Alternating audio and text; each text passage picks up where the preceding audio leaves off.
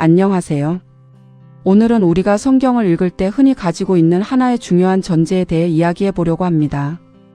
그것은 바로 히브리 신앙이 완전히 독창적이며 주변 문화와는 단절된 채 하늘에서 곧바로 내려온 계시라는 생각입니다. 많은 분들이 성경을 읽을 때 이런 관점을 당연하게 받아들이시는데요. 하지만 조철수 교수의 메소포타미아와 히브리 신화라는 책은 이 익숙한 확신에 조용하지만 단호하게 질문을 던집니다. 조철수 교수는 고대 근동 신화와 히브리 성서 전통을 깊이 연구해온 학자로 오랜 시간 두 문화권의 텍스트를 비교 분석해온 전문가입니다. 저자는 방대한 자료와 치밀한 논증을 통해 우리에게 묻습니다. 과연 히브리 신화는 정말로 고립된 섬이었을까요? 아니면 고대 근동이라는 거대한 문화의 바다 한가운데서 형성된 이야기였을까요? 먼저 메소포타미아 문명에 대해 잠깐 살펴보겠습니다. 메소포타미아는 인류 최초의 도시 문명이라 불릴 만큼 오래되고 풍부한 신화 전통을 지닌 세계였습니다. 수메르, 아카드, 바빌로니아로 이어지는 이 지역에서는 이미 창조, 홍수, 인간의 기원, 신과 인간의 관계에 대한 이야기들이 수천 년 전부터 반복해서 전해지고 있었습니다. 그리고 중요한 사실은 히브리인들이 바로 그 세계 한복판에서 등장했다는 점입니다. 조철수 교수는 히브리 신화가 메소포타미아 신화와 무관하게 태어났다는 생각이 얼마나 설득력이 약한지를 차분하게 보여주고 있습니다. 구체적인 예를 들어볼까요? 우리에게 익숙한 창세기의 창조 이야기를 한번 떠올려 보시기 바랍니다. 태초에 혼돈이 있었고 신의 말과 행위로 질서가 세워진다는 이 기본적인 구조는 바빌로니아의 창조 신화인 에누마 엘리시와 놀랄 만큼 닮아 있습니다. 하지만 여기서 주목해야 할 점이 있습니다.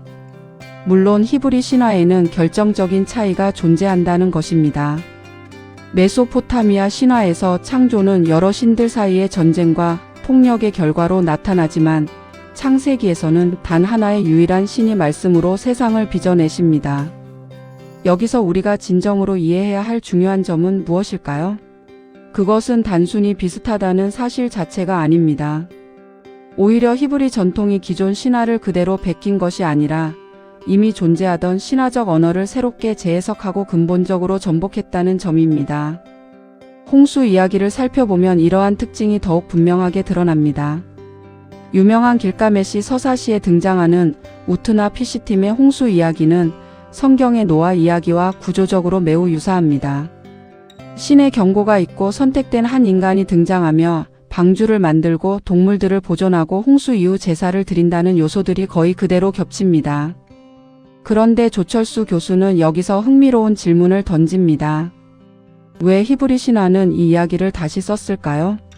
메소포타미아에서 홍수는 신들의 변덕과 인간에 대한 귀찮음의 결과였습니다. 하지만 히브리 전통에서는 인간의 윤리적 타락에 대한 심판으로 재해석됩니다.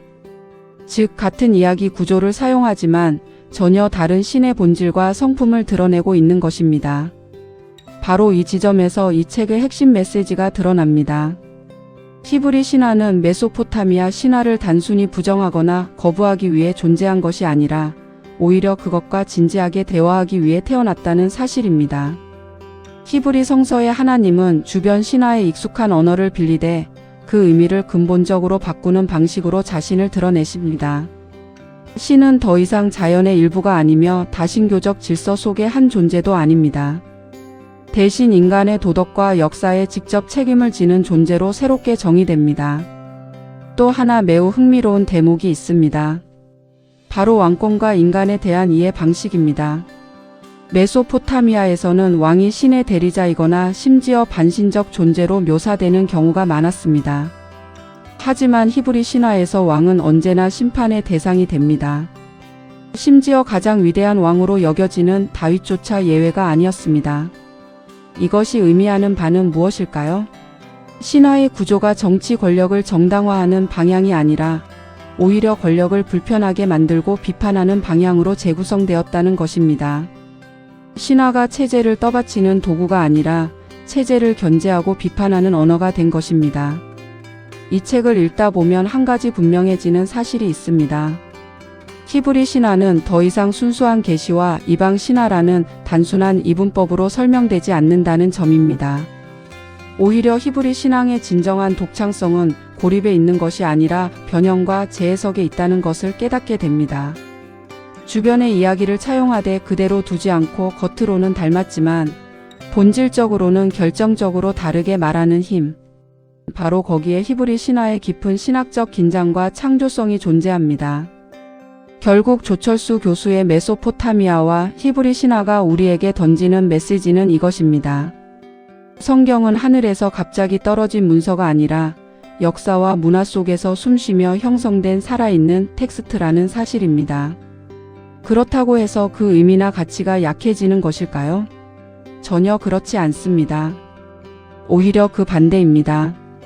같은 신화적 언어를 공유하던 고대 근동 세계 한가운데서 전혀 다른 하나님을 말해냈다는 점에서 히브리 신화는 훨씬 더 대담하고 급진적입니다. 이 책은 성경을 덜 신성하게 만들지 않습니다. 대신 성경을 훨씬 더 인간적이면서도 동시에 훨씬 더 치열한 신앙의 이야기로 우리 앞에 다시 세워놓습니다. 이 영상이 도움이 되셨다면 구독과 좋아요 부탁드릴게요. 감사합니다.